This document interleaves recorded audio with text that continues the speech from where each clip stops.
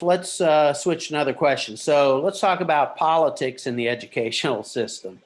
Many top-down mandates exist that are burdensome and counterproductive, and not just in government schools. Wouldn't it be better to look for places that these mandates could be relieved? What are your thoughts? Oh, yeah, we mentioned that earlier, but yeah, there are mandates coming down from your state boards of education and actually from the federal government Yep. down through. Yeah, if you could look, schools need to be run by local boards, by people who are in the community, voted in roles by the community, because even those people become politicians.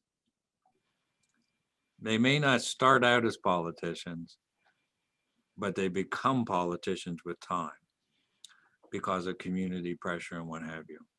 But I don't think you can change that. That's part of human nature, probably. But I think, yeah, if you could just look at all the rules that exist and say, okay, what can I pull out and no longer do?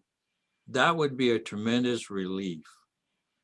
And also that would put a little bit of ownership on some other aspects, like we talked about the parents, the community, what have you. I think it would be worth a shot because we're constantly adding rules. Well, you know, we're constantly adding rules all the time to stuff. And because rules are always generated for a minority that impact a majority.